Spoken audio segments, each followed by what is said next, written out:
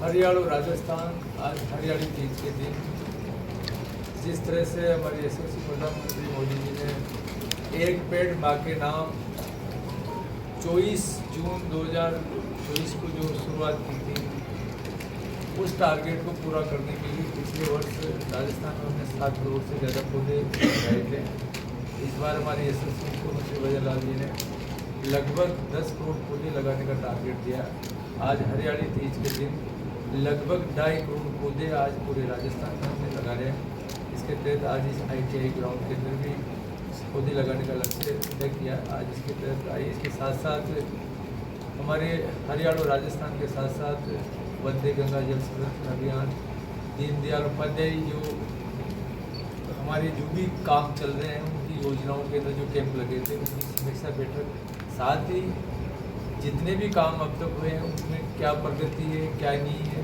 इस बजट के अंदर लगभग जो 18 महीने में जो हमने काम सैंक्शन किया राजस्थान सरकार ने, जो पिछले 5 वर्ष में हुई, उस योजनाओं को नीचे तक जरा तक कैसे लोगों के पास जाए, इस चीज़ को कैसे समझाएं, ये सारी आज अधिकारियों की बैठक हमारे यहाँ के प्रभारी सचिव प्रवीण जी और हमारे जिलाध्यक्ष जी, हमारे विधायक महोदय, सभी कलेक्टर महोदय, सारे लोग आज बैठक की है।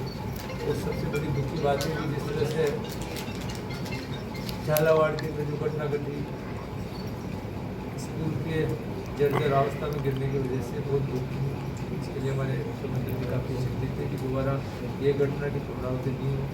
इसके लिए पूरे राजस्थान के अंदर उन्होंने विशेष बैठक करके जितने भी हमारे जीएनसी स्कूलें हैं, जो मरम्मत योग्य स्कूलें हैं, जो आंगनबाड़ियाँ कहीं है या कोई चिकित्सा के कोई भी भवन है जिनके अंदर कहीं उनको जाके देखना, उनकी मॉनिटरिंग करना, जिससे तुरंत राज्य सरकार के द्वारा कितना पैसे की जरूरत है उसको जारी करें। इसके लिए आज ये बैठक का आयोजन किया। सर, जिले के अंदर 80% स्कूलों की हालात बहुत दयनीय है, जर्जर अवस्था में है। इस बारे में आप क्या कह रहे हो, बताइए सर। देखो अभी ऐसा नहीं कि झालावाड़ वाला मामला होता है। देखो पूरे राजस्थान में जहाँ जहाँ भी जो स्कूलें होगी और की पूरे टीम बना के उन स्कूलों के अपने निरीक्षण कराया। लगभग 463 स्कूल हैं जो मरम्मत योग्य है। लगभग 89 स्कूल ऐसी हैं जिनको तुरंत उसकी मरम्मत करना जरूरी है और 9 स्कूल ऐसे चिन्हित किए गए जो वास्तव में जेंट्सन है, जिनमें से हमने 8 स्कूलों के हमने तुरंत उनकी सैंक्शन भी निकाल दी है। आंगनबाड़ी की मैं बात करें तो आंगनबाड़ी को भी कल अपने लगभग 5 करोड़ रुपये की नई कोई सैंक्शन निकाली है। 185 आंगनबाड़ी 5 करोड़। तो इन स्कूलों की जो मरम्मती होती है मोटी मोटी लगभग 15 करोड़ के आसपास राशि की जरूरत है। नई जो स्कूलें जो जीएनसी में जिनको उनकी जगह पर एक्स्ट्रा जो पैसा लगेगा उसका भी हम आवेदन कर रहे हैं। आने वाले 15 अगस्त तक हम सारी सैंक्शनें निकाल लेंगे। इसलिए आज ये आई, वास्तव में वो घटना बहुत दुखद घटना है, इससे बड़ी घटना नहीं हो सकती। इसका पूरी सरकार, हमारे प्रधानमंत्री जी इसकी चिंता व्यक्त की है। ये कहीं ना कहीं मानो भूल मानो या कैसे भी हो, बाकी आगे फ्यूचर में नहीं। इसलिए राज्य सरकार इसके लिए पूरी कर संकल्प, इसलिए पूरी तेजी के साथ सब जगह सभी प्रभारी मंत्री ले लो, हमारे प्रभारी सचिव ले लो, हमारे जितने भी DLO है, कलेक्टर, सारे इसके ऊपर चिंतित है, सब इसको काम कर रहे हैं। तो आपका सर ये कहना है कि मतलब ये इस तरीके से प्रस्ताव ले गया तो ये घटना के बाद क्यों ले गए? तो ये स्कूलें तो यहीं थी, इससे पहले जैसे जिले के ऐसी कई स्कूल हैं जहाँ पर ये दीवारें गिर रही है, छतें मरम्मत की जरूरत है। देखो ये सब चीज़ों के इसके लिए हम मानते हैं कि कहीं ना कहीं इसमें तो लापरवाही हुई, ऐसा नहीं होना चाहिए था। बाकी आगे नहीं हो, और जहाँ जहाँ जैसे जैसे कभी पता लगता है, जैसे जो भी स्कूलों की डिमांड होती है उसकी सैंक्शन में निकलते हैं। बाकी ये सब चीज़ें कहीं ना कहीं एक टाइम ये था जब सारी स्कूलें मामा साहब के द्वारा बनाई जाती थी। धीरे धीरे धीरे धीरे मामा साहब भी दूर होते चले गए। लोग जो मामा साहब थे प्राइवेट स्कूल में पढ़ाने लगे, बच्चे के स्थिति तकलीफ दे चीज़ें, और इसमें लापरवाही तो हुई है। इसके लिए मैं तो मानता हूँ कि इसमें कहीं ना कहीं हमें जल्दी करना चाहिए था, थोड़ा लेट। सर, एक जिले के अंदर भी बताया, कल ही सरकार ने कमेटी बनाई है कि स्टेट लेवल पे और जिला लेवल पे नागौर में जो मानासर ROV बना हुआ है उसको लेके लंबे समय से सुरक्षा को लेके, उसकी डिज़ाइन को लेकर निर्देश दिए जाते हैं और अधिकारी कह देते हैं ये सही है। अभी महीने भर पहले वो बीच में से गिर गया, खड्डा हो गया, उसमें बहुत बड़ा खड्डा है। अभी आज 25 दिन से वो खड्डा है, उसको न तो उसका मरम्मत का काम शुरू हुआ है। उसके लिए हमने कॉन्ट्रैक्टर से रिक्स एंड पोस्ट में उसके खिलाफ कार्रवाई कर दी है, उसका रीटेंडर लगा दिया। जल्दी उसका नया काम करूँ। सर वो कॉन्ट्रैक्टर तो ठीक है, लेकिन उसकी मॉनिटरिंग में जहाँ पे कमी रही उस अभियंता के खिलाफ क्या कार्रवाई? अभियंता के खिलाफ 100% कार्रवाई करेंगे। हमारे जरूरी के सुपरवाइजर सचिव पुलिस की मॉनिटरिंग करेंगे। अभी तो ब्रिज बने हुए 2 साल नहीं, 2 साल पूरे नहीं हुए अभी यातायात चलते हुए। उद्घाटन हुए नहीं, 9-10 महीने हुए हैं। क्वालिटी के अंदर कमी रही है, जब ये सब चीज़ें हुई है उसमें कमी रही है। जैसे जो भी दोषी अधिकारी है उसके खिलाफ कार्रवाई और ब्रिज की सर आपने बात की, नागौर के अंदर ब्रिज है, जैसे अपने बीकानेर रेलवे फाटक है, उधर फोरलेन है जो अस्पताल जाती है जिला मुख्यालय की, वहाँ पर हालात ये है कि पिछले 3 या 2 महीने से वहाँ पर लाइटें नहीं जल रही। और यहाँ के जो NH के जो अधिकारी बैठे हैं वो ये जवाब दे रहे हैं कि हमने टेंडर वेस्ट कर दिया, दूसरा लगाएंगे, वो टेंडर होने के बाद में वो लाइटें ठीक होगी। तो क्या प्रशासन इसी के भरोसे बैठा है क्या? वो पूरे मरीज वहाँ अंधेरे में जाए, रात को पशुओं के आगे गिरे। ये मेरे संज्ञान में आई, मेरे नॉलेज में नहीं था। संज्ञान में आके अभी आपसे प्रेस कॉन्फ्रेंस के बाद में बात नहीं, ये तो छोटा सा काम है सर, लाइटों वाला। करेंगे, तुरंत काम कराएंगे। जो चीज़ बता रहे आप बता रहे एक सर इश्यू है, यहाँ मार्च महीने में मेड़ता में राज्य स्तरीय पशु मेला आयोजित हुआ। उस मेले में जो पशु खरीदे गए वो सरकार की निगरानी में खरीदे गए, बाकायदा पशु चिकित्सा प्रमाण पत्र के साथ रवाना हुए, पुलिस की एस्कॉर्ट गई। इसके बावजूद उनको बांसवाड़ा में पकड़ लिया और 3 महीने से उनको पकड़ के रखा है। सरकार की मंशा क्या है? या तो मेले बंद करवा दे, और नहीं तो सर उनको क्यों रोक रखा है? जब लीगली गए हैं तो उनको रोकने का औचित्य क्या है?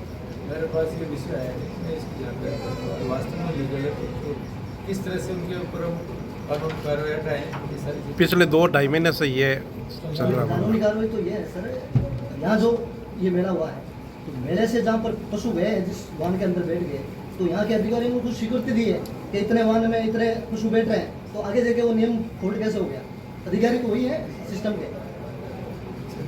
देख के मैं बताऊँ। अब इतने महंगे बैल खरीद करके लेके जाते हैं तो वो कटने के लिए तो जाएंगे भी नहीं। ये ऐसे हालात रहे ना तो मेले खत्म हो जाएगी। कोई मेले तो ऐसे ट्रेन चल रही है आगे लिए, बाहर के व्यापारी यहाँ नहीं आएंगे कभी।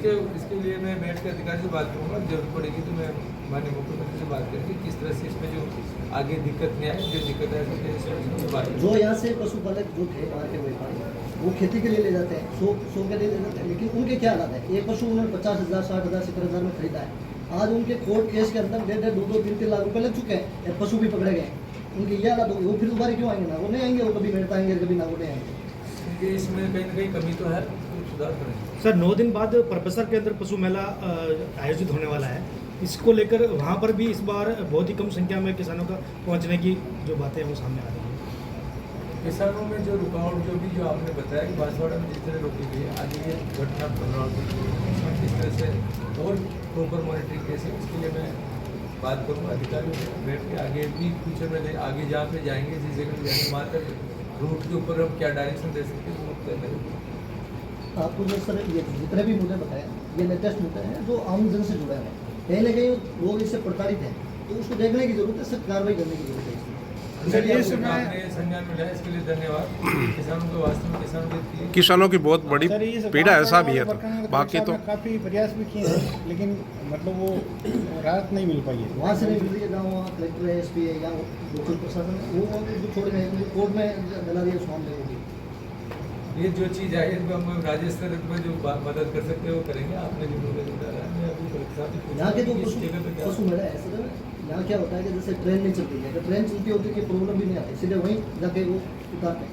तो ऐसी कोई व्यवस्था हो जो ट्रेन चले। अब ट्रेन वालों की क्या प्रॉब्लम है भाई? रेलवे के पास आमदनी होती है ना, पशुपालक उसको देगा, जैसे किराए पर अपनी गाड़ी देते हैं, वैसे ट्रेन में अगर ट्रेन एक बार बोगी चलती है तो उसके लिए वो भुगतान करते हैं पेमेंट का।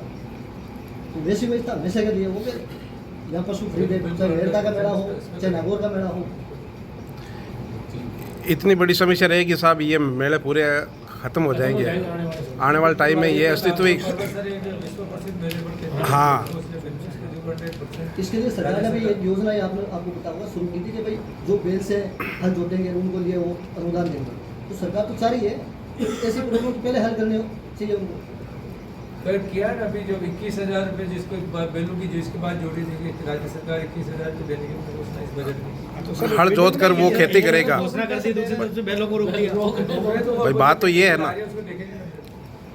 एक सर डेगाना में कल एक स्कूल की पटिया गिरी थी और आपके विधायक ने कहा कि ये भ्रामक खबरें फैलाई जा रही है, लेकिन वो कल गिरी थी 5 पटिया गिरी थी। देखो जो चीज़ आ रही है बरसात में डेगाना और मेड़ता नागौर को करना, मेड़ता और डेगाना साइड अच्छी सी बारिश हुई है और मैंने बताया कि कहीं ना कहीं मॉनिटरिंग करनी थी प्रॉपर्टी 100% स्कूल को भी अगर गिरी है तो उसकी जगह भी नहीं बनाएंगे।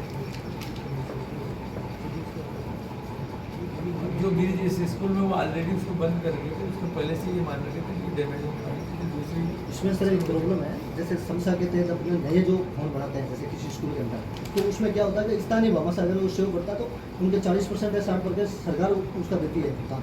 तो लेकिन ये जो मरम्मत कार्य में ऐसा नहीं है, क्यों नहीं सरकार उसी तर्ज पर वो लागू कराए, कहीं ना कहीं भाषा 40% दे, सरकार उसका 60% भुगतान कर दे।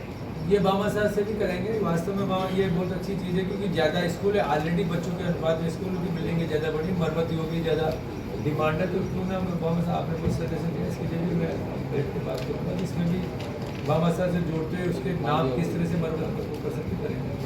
कोई बाबा साहब कोई स्कूल को गोद लेना चाहे और आगे फ्यूचर के लिए वो रेगुलर मेंटेन करता है, इससे बढ़िया सजेशन करेंगे। एक सर यहाँ बड़ी में जो बजरी की लीज दी गई है वो 2 बार बंद कर दी गई है। सरकार द्वारा लीज दी जाती है लेकिन बाद में बंद कर दी जाती है, इसको लेकर शुरू करेंगे या बंद रहेगी?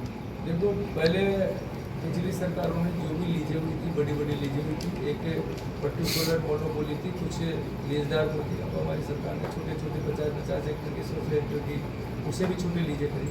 बहुत जल्दी राजस्थान के अंदर लगभग 200 से ज़्यादा बजरी की करने की लीजें दे रहे, जिससे लोगों को उसमें बजरी मिली, आपस के अंदर उनका कंपटीशन हो, क्योंकि किसी एक ही जगह एक ही आदमी माल बेचेगा तो उसकी ज़्यादा उसकी मोनोपोली होगी, तो इसलिए अलग अलग लोगों को बजरी की टेंडर करने के लिए। अगर उसमें कोई इसी की वजह से या कोई इन्वायरमेंट में कोई क्या टेक्निकल प्रॉब्लम है मैं देखूँगा। उसको मकसद ये है कि छोटी छोटी लीजिए।